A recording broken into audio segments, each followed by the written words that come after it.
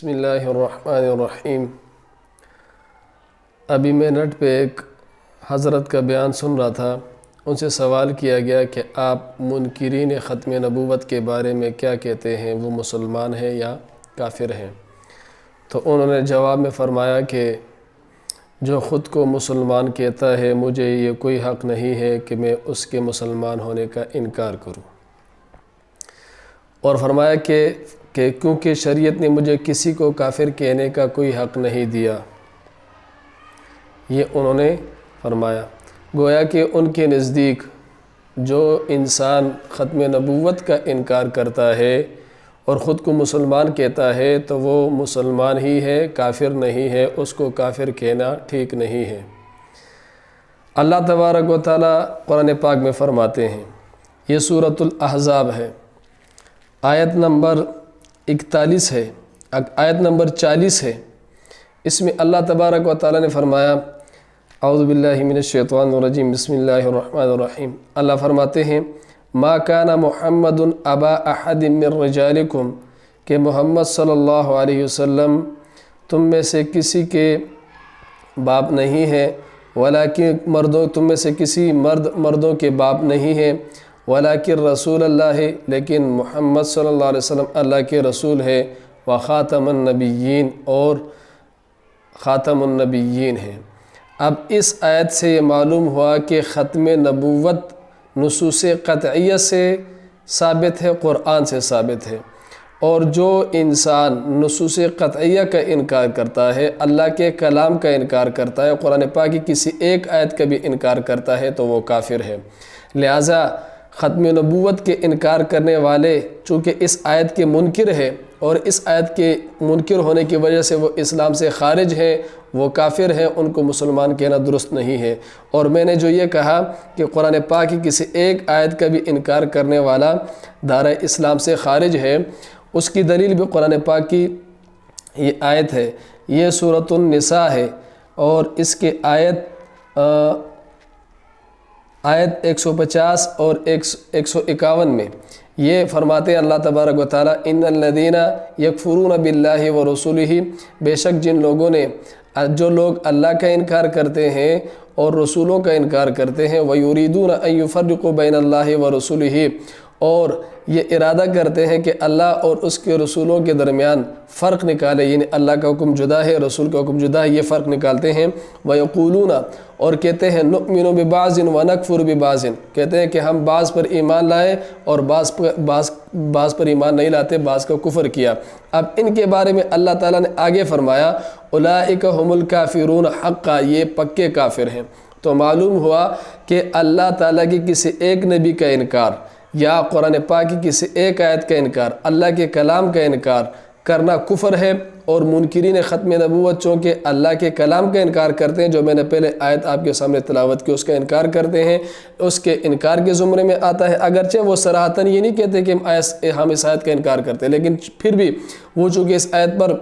عقیدہ نہیں، ختم نبوت کا انکار ہے، لہٰذا اس آیت کے مطابق چونکہ قرآن پاک سے ختم نبوت ثابت ہے، اس آیت کے مطابق جو قرآن پاک کی کسی ایک آیت کا بھی انکار کرے گا وہ دار اسلام سے خارج ہوگا۔ اسی طرح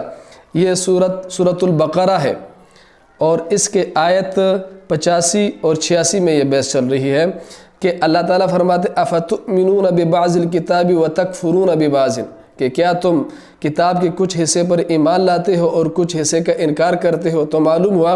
کہ کچھ حصے کے انکار پر اللہ تعالیٰ نے تکفرون، کفر کا اطلاق کیا، تو معلوم ہوا کہ قرآن پاک کے کسی بھی حصے کے انکار کر دینے سے کفر لازم آئے گا۔ فما جزاء من یفعل ذلک منکم الا خزی فی الحیاۃ الدنیا، تو اس کی کیا سزا ہے جو یہ کرتا ہے کہ قرآن پاک یا اللہ کے کسی کلام کی کچھ حصے پر ایمان رکھتا ہے اور کچھ کا انکار کرتا ہے؟ یہی ہے کہ دنیا میں رسوائی، ویوم القیامت یردون الی اشد العذاب، اور قیامت والے دن ان کو بدترین عذاب کی طرف پھیر دیا جائے گا۔ وما اللہ بغافل عما تعملون، جو کچھ تم کرتے ہو اللہ اس سے غافل نہیں ہے۔ اور اس آیت میں، اگلی آیت میں 86 آیت نمبر 86 میں فرماتے ہیں، فلا یخفف عنہم العذاب ولا هم ینصرون، ایسے لوگوں سے بالکل عذاب کو ہلکا نہیں کیا جائے گا۔ تو معلوم ہوا کہ قرآن پاک کی کسی ایک آیت کا بھی انکار کر دینے والا اسلام سے خارج ہے۔ لہذا منکرین ختم نبوت ما کان محمد ابا احد من رجالکم ولکن رسول اللہ وخاتم النبیین کا انکار کرتے ہیں، لہذا وہ اسلام سے بالکل خارج ہے۔ اسی طرح یہ آیت اس میں فرمایا کہ اب انہوں نے ایک دلیل میں ایک بات پیش کی ہے، انہوں نے فرمایا کہ چونکہ منکرین ختم نبوت اپنے آپ کو مسلمان کہتے ہیں، لہٰذا مجھے کوئی اختیار نہیں ہے قرآن پاک کی کسی ایک آیت یا حدیث، اللہ کے نبی محمد صلی اللہ علیہ وسلم کی کسی ایک حدیث نے مجھے یہ اختیار نہیں دیا کہ میں کسی کو کافر کہوں۔ یہ انہوں نے فرمایا۔ جواب یہ ہے کہ آپ نے آگے جا کے خود منکرین ختم نبوت کو غلط کہا ہے۔ غلط کہنے کا اختیار آپ کو کس نے دیا؟ یہ میرا الزامی سوال ہے۔ آپ مجھے اس سوال کا جواب دیں کہ کس نے آپ کو اختیار دیا کہ آپ ان کو غلط کہیں؟ قرآن پاک کی کسی ایک آیت سے ثابت کریں کہ آپ کو کسی کو غلط کہنے کا اختیار ہو۔ قرآن پاک حدیث کسی ایک حدیث سے ثابت کریں کہ آپ کو اللہ تعالیٰ نے یہ اختیار دیا ہو کہ آپ کسی کو غلط کہہ سکتے ہیں۔ اگر کفر کا اختیار نہیں دیا بقول آپ کے، تو آپ کو تو غلط کہنے کا اختیار بھی نہیں دیا، بلکہ آپ نے تو قرآن پاک کی مخالفت کی۔ اللہ تبارک و تعالیٰ قرآن پاک میں فرماتے ہیں ثم الیہ، قرآن پاک سورۃ آل عمران اور اس کی آیت نمبر 55 ہے،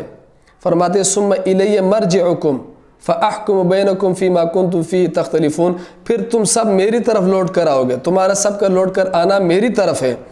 فاحکم بینکم فیما کنتم فیہ تختلفون، تو جن باتوں میں تم لوگ اختلاف کرتے ہو تو میں فیصلہ کروں گا۔ اب یہاں پر فیصلے کا اختیار اللہ کے پاس ہے، تو آپ کو کس نے فیصلے کا اختیار دیا کہ آپ ان کو غلط کہیں؟ اس آیت کے تحت تو آپ غلط بھی نہیں کہہ سکتے، تو آپ نے غلط کیسے کہہ دیا؟ اسی طرح یہ آیت ہے، اسی طرح سورۃ البقرہ ہے، اس کی آیت نمبر 113 ہے، اس میں فرماتے ہیں کہ وقالت الیہود لیست النصارى علی شیء وقالت النصارى لیست الیہود علی شیء وهم یتلون الکتاب کذلک قال الذین لا يعلمون مثل قولهم فاللہ یحکم بینہم یوم القیامۃ فیما کانوا فیہ یختلفون، کہ ان کا جو اختلاف ہے قیامت والے دن اللہ فیصلہ کرے گا۔ تو آپ کون ہوتے ہیں آپ کسی کو غلط کہنے والے؟ تو معلوم یہ ہوا کہ اگر بقول آپ کے، جس طرح آپ کے ہاں آپ کہتے ہیں کہ قرآن پاک نے اور حدیث نے کسی کو کافر کہنے کا اختیار مجھے نہیں دیا، تو غلط کہنے کے اختیار بھی آپ کو نہیں دیا، تو آپ نے غلط کیوں کہا؟ لہٰذا ہمارے دلائل کا خلاصہ یہ ہے، یہ تو قرآن پاک میں سے۔ اسی طرح یہ بخاری ہے، جلد نمبر 1 ہے، اس میں کتاب الزکوٰۃ ہے، کتاب الزکوٰۃ ہے، صفحہ نمبر 188 ہے، 188، اور جلد نمبر 1 ہے۔ اس میں روایت ہے وکان ابو بکر، کہ ابو بکر رضی اللہ عنہ خلیفہ بنے، وکفر من کفر من العرب،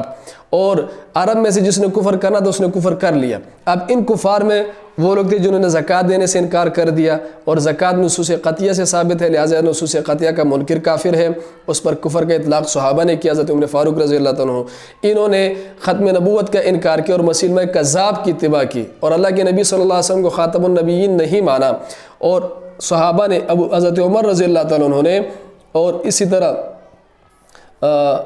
حضرت ابو ہریرہ رضی اللہ تعالیٰ عنہ نے ان پر کفر کا اطلاق کیا، صحابہ نے کفر کا اطلاق کیا، تو معلوم ہوا کہ انہوں نصوص قطعیہ کا منکر کافر ہے۔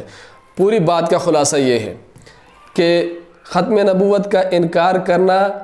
قرآن پاک کا انکار کرنا ہے، اور قرآن پاک کی کسی ایک آیت کا انکار کر دینے سے کفر لازم آتا ہے، جو میں نے دلائل آپ کے سامنے پیش کر دیے۔ لہٰذا منکرین ختم نبوت اسلام سے خارج ہیں، دارہ اسلام میں داخل نہیں بلکہ دارہ اسلام سے خارج ہیں، وہ کافر ہیں، ان کو کافر ہی کہا جائے گا، یہ شریعت کا بھی حق ہے، اور آئین پاکستان میں بھی ان کو کافر قرار دیا گیا، لہٰذا ان کو کافر کہنا بالکل درست ہے، غلط نہیں ہے، اور وہ مسلمان ہونے کا دعویٰ کرے ان کے مسلمان ہونے کا انکار کیا جائے گا۔ اور جو انہوں نے کہا، انہوں نے فرمایا کہ کوئی خود جو شخص اپنے آپ کو مسلمان کہتا ہے، مجھے کوئی حق نہیں ہے کہ میں اس کا انکار کروں،